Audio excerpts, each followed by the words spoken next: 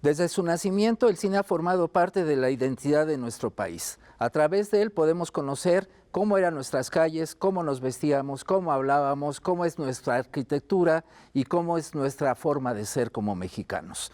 Para hablar de ello y otros temas, hoy tenemos unas invitadas especiales en Cine en la Ciudad. Acompáñenos.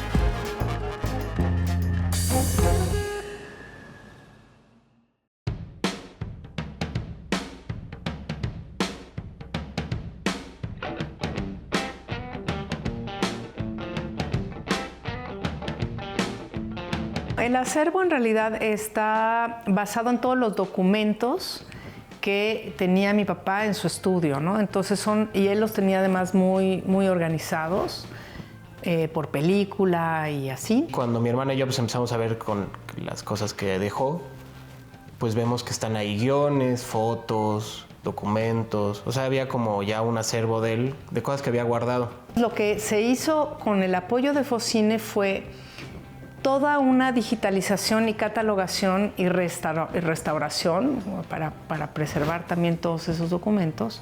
Decidimos donárselo a la Filmoteca y desde el principio se planteó que fuera público desde un micrositio en la Filmoteca. Y se logró, entonces con su equipo hicimos la página y entonces ahora te metes a la página de la Filmoteca y puedes consultarlo todo. Yo creo que el cine y las miradas de los diferentes directores, por ejemplo, realizadores que han participado con sus películas, en retratar realidades, contar historias, tener ciertas miradas sobre lo que hemos sido a lo largo de la historia, pues yo creo que sí es un asunto de identidad que es muy importante, ¿no? Tenerlo vigente y accesible y poderlo ver. Eso es lo que es el acervo Poleduc, que está ahora ya en disposición pública, gratuita, en la Filmoteca.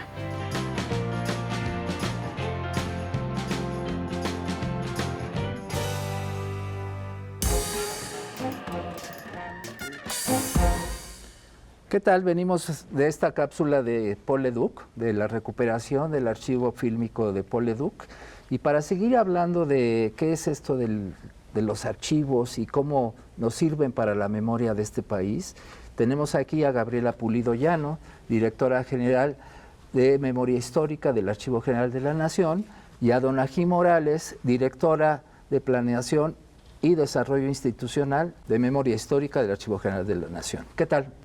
Muchas gracias por acompañarnos. Hola, Cristian, pues un gustazo estar aquí y además con ustedes, son mis amigas, ¿verdad? entonces... Sí, además, bueno, tenemos eso también. Entonces, ¿podrían profundizar un poco de dónde surge este proyecto de memoria histórica de México? ¿Por qué surge?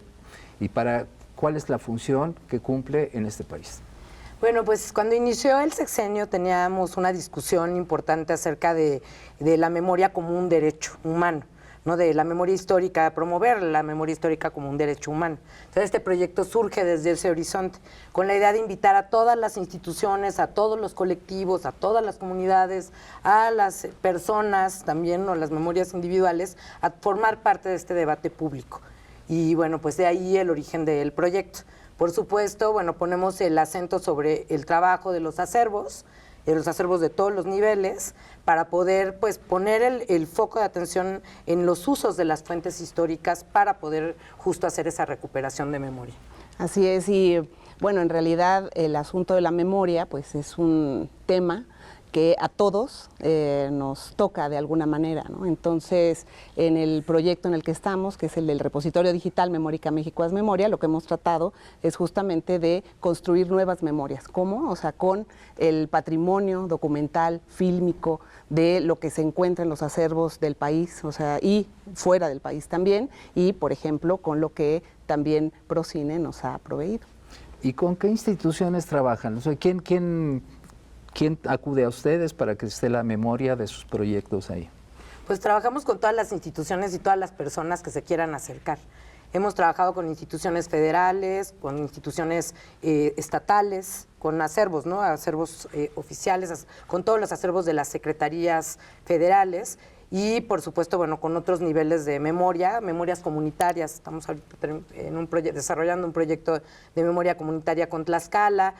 Con algunos acervos estamos incluso llevando a cabo procesos de digitalización con el objetivo de preservar esas memorias, ¿no?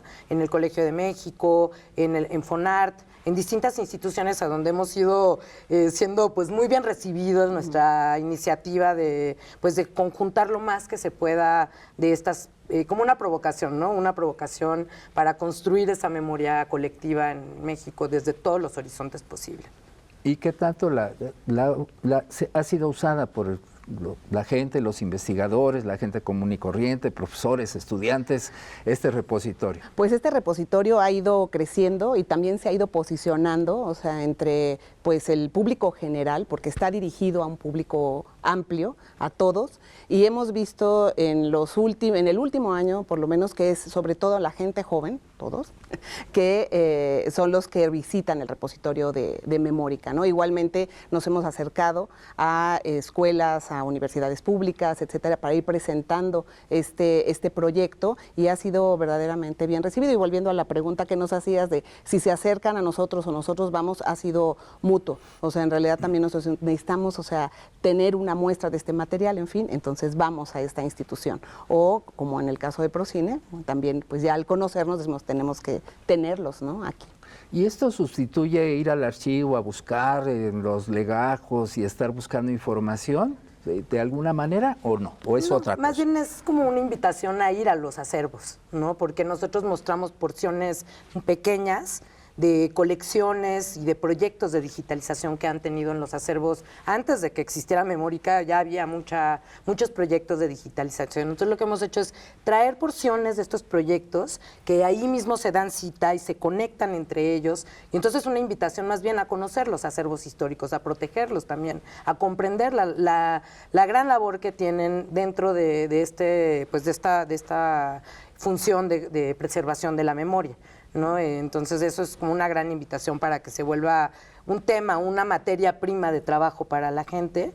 Nosotros hemos mantenido hasta cierto punto el trabajo en un nivel también casi artesanal en ese sentido, ¿no? Porque procuramos que cada recurso digital que se puede ver en Memórica mantenga así su propia identidad, y cuidamos mucho esos materiales, pasan por varias etapas de control de calidad. Entonces, bueno, es difícil como mostrar todo lo que hay en un acervo, más bien por eso se mantiene, ¿no? Incluso uno cuando revisa los metadatos de estos recursos digitales, al final viene la liga del acervo al que pertenece, para que se puedan dirigir directamente a ese acervo o a esa colección o, bueno, a esa institución. Yo veo, cuando entro a Memórica, veo un sitio muy atractivo, ¿no? A mí me dan ganas de sí buscar cosas. ¿Cómo idearon esta parte de hacerlo atractivo? Pensando en quién, en los chavos, en los jóvenes. ¿Cómo fue este asunto? Bueno, no sé, Gaby, ¿cómo tú? No, bueno, pues la apuesta también, retomando un poco lo que comentaba don Agide, que está dirigido a un público general, la apuesta es a que la gente deje de ver los temas históricos como temas densos, ¿no? Y entonces el equipo de diseño de Memórica se ha encargado de transformar los conceptos muy duros, porque el concepto de memoria es un concepto muy pesado, muy duro, muy difícil de comprender en términos teóricos cuando lo pones de manera expositiva, ¿no? Entonces el equipo de diseño se ha encargado de convertir ese gran concepto de memoria en distintos diálogos con los recursos digitales, con los documentos históricos, para poderlo proponer al público como algo divertido, ¿no? Entonces la apuesta también es esa, que el diseño nos invite a entrar a ese lugar, a ese espacio. Sí, o sea, todo el patrimonio, o sea, como se escucha, igual como este mismo concepto de memoria, se traduce de manera muy creativa en otro contenido digital, con lo que nos proveen los acervos, en exposiciones, en micrositios como el que tenemos del catálogo cinematográfico de la Ciudad de México, etcétera. Entonces se hace mucho más accesible, pero que también, o sea, no es una cuestión nada más de ser, de que sea sencillo, ¿no? Sino que se construyan nuevas memorias con este material. O sea, se cuenta, ¿cómo se dice? se cuenta de otra manera, de ¿no? otra manera. Que el público sí. interactúe con Así esto es. de maneras más amables, Sí. ¿no? También. Sí, a mí eso me parece súper interesante. Aparte es muy bonito, los colores, ¿no? Sí. Es Y tiene, o sea, la memoria sí. es un concepto que tiene su propia poética. Entonces, cuando lo plantas así en una materia gráfica, cuando la visibilidad de esa materia te devuelve, pues, como esa parte lúdica, ¿no? También, que es la materialidad, yo creo que eso es lo que la gran apuesta de Memórica. Bueno, ahorita continuamos, vamos a ver otra cápsula sobre otro archivo que es el de Manuel Ramos, un archivo que han venido trabajando durante muchos años, que consta de 10,000 fotografías, de 200 rollos de película de principios del siglo pasado y que es un trabajo bien interesante.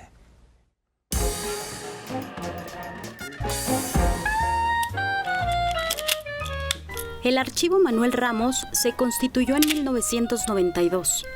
Cuenta con más de 11,000 piezas, entre negativos y positivos originales, con imágenes en gran parte inéditas de la vida política, social y religiosa del México contemporáneo en las primeras 4 décadas del siglo XX. En 2023, el proyecto Archivo Manuel Ramos, Investigación y Acceso de un Bien Cultural Compartido, recibió el respaldo del Programa de Fomento al Cine Mexicano, FOCINE. Este apoyo posibilitó la identificación y descripción integral de todos los elementos que conforman el subfondo fílmico del archivo.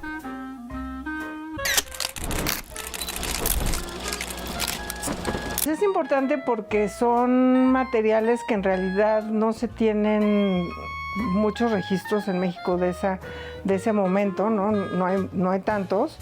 Y Manuel Ramos no solamente era un fotógrafo, y entonces se nota cuando hace este registro en cine, ¿no? O sea, estos encuadres y demás, o sea, es material como muy interesante.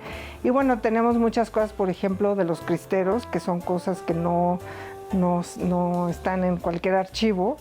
Y bueno, yo creo que es parte de la historia de este país, es muy importante, ¿no? Porque es la memoria de nuestro país, ¿no? Yo quería que se hiciera una edición diferente, ¿no? Que no fuera una edición literal necesariamente del material, sino que hubiera algo mucho más lúdico con gente que produce cine.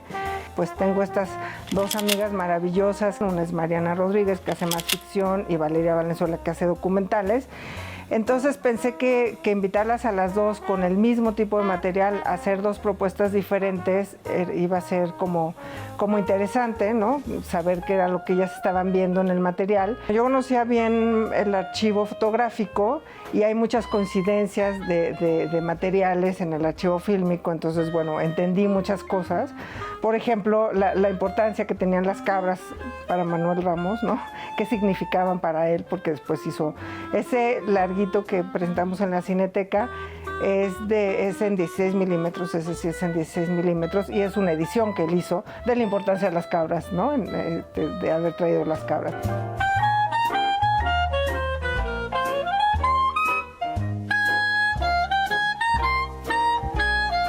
Sería interesantísimo que los historiadores pudieran hacer uso de este material para darnos más luz sobre qué es lo que estamos viendo, ¿no? Para hacer secuencias. Nos encantaría no solamente que tuviera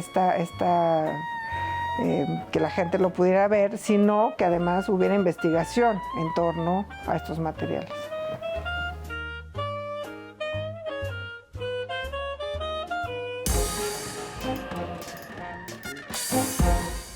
Me parece que este archivo de Manuel Ramos es un trabajo interesantísimo, esa recuperación de esos rollos. Además, yo no conocía, de 9 milímetros son, ¿no? Y con un sprocket, bueno, el agujerito que hace que se arrastre la película se llama sprocket.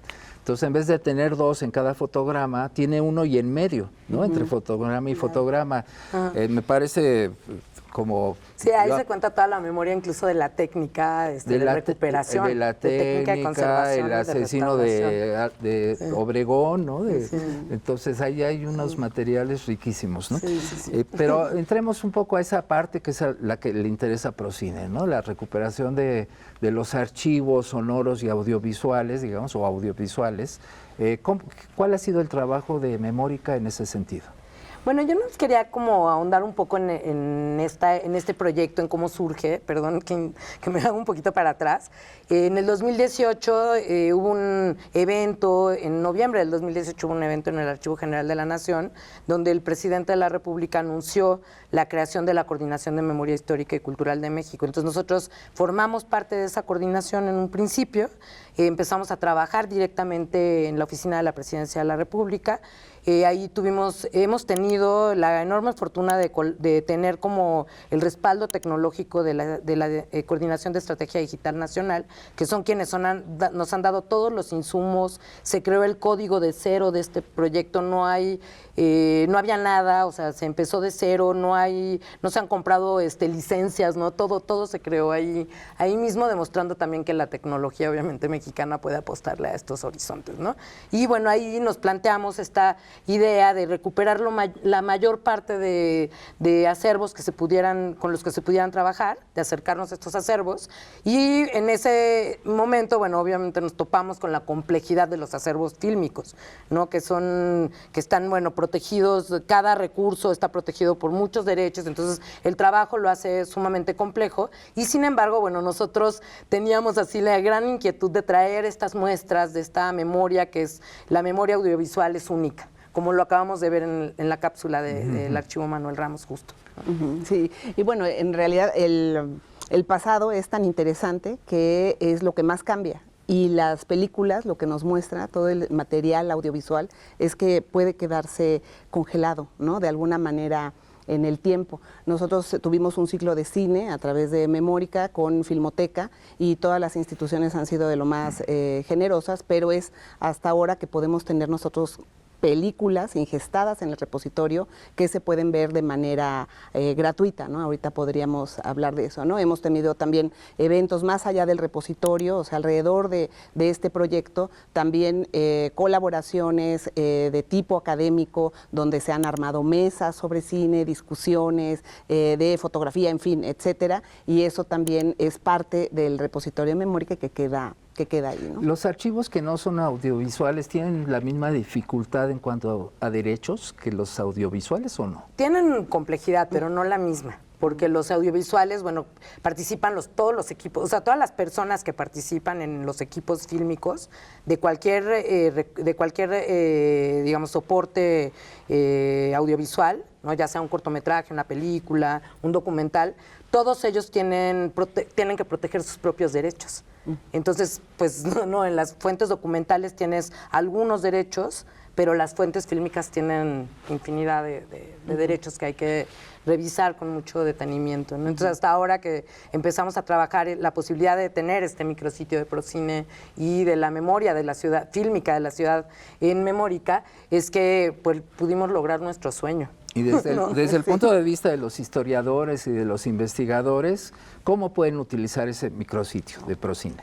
Bueno, es que es una herramienta así de lo más versátil, lo puedo decir, trabajo ahí, pero es verdad, porque puedes realmente entrar para buscar algún documento, una fuente primaria, que por supuesto en el repositorio nada se puede descargar, es un repositorio de difusión, de divulgación, ¿no? Y que somos completamente respetuosos de todo el trabajo, de los materiales, ¿no? Del patrimonio de todas las instituciones. Y bueno, como investigador, bueno, pues por supuesto puedes encontrar así fuentes de primera mano y joyas que hemos encontrado en acervos en todo el país. Y por otra parte, también, bueno, pues si tienes tú un rato libre, tiempo libre, pues puedes, no sé, entrar a alguno de los micrositios, ver películas, o sea, completamente gratuitas, ver una exposición, si no tienes tiempo de ir a un museo. Igualmente lo que se ha hecho es traer exposiciones que estaban de manera física a una versión digital o exposiciones digitales completamente novedosas, ¿no? Colecciones, en fin, ¿no? O sea, hay muchos caminos. Hay una sección que se llama Antes y Después, por ejemplo, que nos muestra y que puede ser, o sea, un paralelo con el catálogo cinematográfico, donde ves, o sea, cómo se veía antes, no sé, por ejemplo, la Plaza Manuel Tolsá, cómo se ve ahora, en fin, ¿no? Es un juego, ¿no? Visual, pues muy bonito, ¿no? Sí.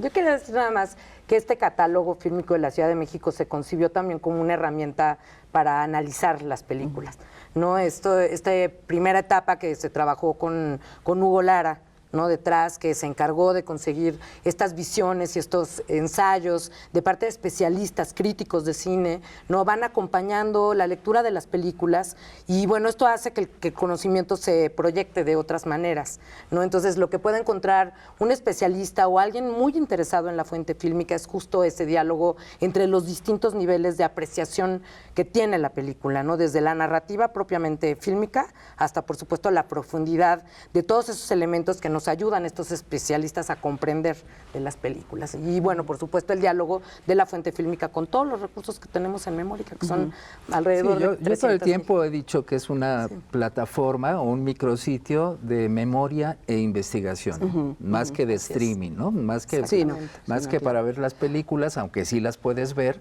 es de memoria e investigación, porque además hemos tratado de recuperar pues una serie de elementos que contextualizan de otra manera la película, ¿no? Como el guión, el making of, los carteles, los premios, las críticas, en fin. Porque hemos colaborado, por ejemplo, con la Filmoteca Alameda de San Luis Potosí, que nos facilitó estos carteles de cine que todos conocemos, ¿no? Que tienen como tamaño doble carta y que son preciosos, ¿no? O sea, de todas las películas mexicanas que hemos visto, ¿no? Pero sí, yo creo que ese micrositio a lo que invita es justo a profundizar en la fuente fílmica en sí, como una fuente que te da elementos de veracidad con respecto a la realidad, pero también una fuente que complejiza la realidad, porque se vuelve el punto de vista de un autor que está detrás de la cámara, bueno, de un equipo, ¿no? De autores de distintos soportes, porque está el sonoro, está la edición, está obviamente pues el propio guión de cine, y entonces creo que la invitación de ese micrositio, de ese catálogo fílmico de la ciudad, es justo eso, ¿no? O sea, cómo tú puedes, como público en general, también plantarte frente a una película y preguntarte muchas cosas que no necesariamente te preguntas cuando vas a otras plataformas o a otros lugares, ¿no? Y ahí sí hay ese diálogo más conceptual, ¿no? Creo. Pues quiero agradecerles porque la televisión es implacable con el tiempo y ya se nos acabó el tiempo, pero bueno, vamos a terminar con una capsulita sobre lo que es el catálogo cinematográfico de la Ciudad de México, que Procine en colaboración con Memórica tiene ahí en Memórica, haz memoria, ¿no? Entonces y les agradezco su presencia y esperemos que en otro momento podamos profundizar en eso. Gracias a Procine siempre. Y a Canal 22, gracias. Por hacer realidad nuestro sueño.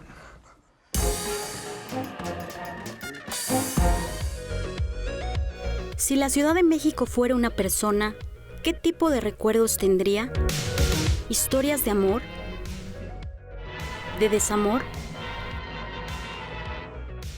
Quizás el recuerdo de buenas fiestas y amigos. ¿O quizá de venganza? ¿De una pandemia? Alarma en el ruptor secundario B. La memoria estaría habitada por ajolotes o gatos. O muros que dan cuenta de su historia. La memoria de la ciudad jamás olvidaría las injusticias y nos las contaría en rimas. Otros nosotros, corazón espejo, otros nosotros en cada mirada. Catálogo cinematográfico de la Ciudad de México. Vive la ciudad a través del cine.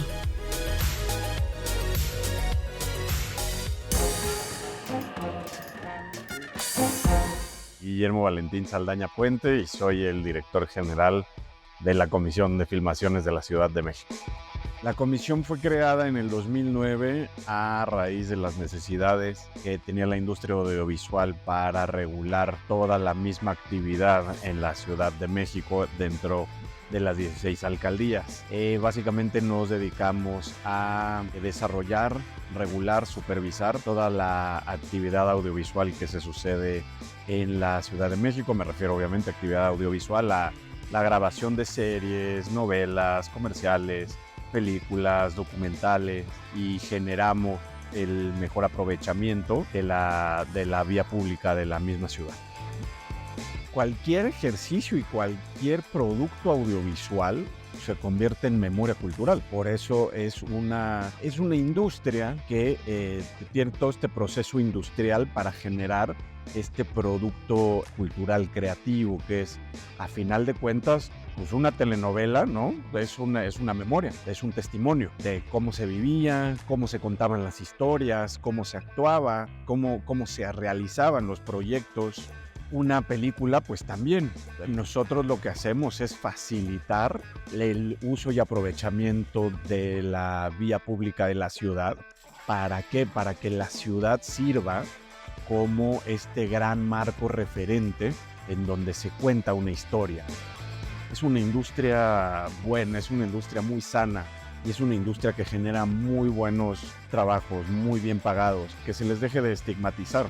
A veces son pesados, ¿no? Salir y ver los camiones en la calle, pero pues hay que ser un poco pacientes y tolerantes y saber que esta ciudad tiene muchísimos ecosistemas dentro de la ciudad y que la industria audiovisual es uno de esos. Hemos llegado al final de un programa más de Cine en la Ciudad. A las primeras 10 personas que nos escriban al correo cineenlaciudad.tv@gmail.com les obsequiaremos el tomo 4 de nuestra colección. Él se refiere a públicos iberoamericanos de cine mexicano de la época de oro. Escríbanos y síganos en nuestras redes sociales y en nuestra página web. Los esperamos en el siguiente programa.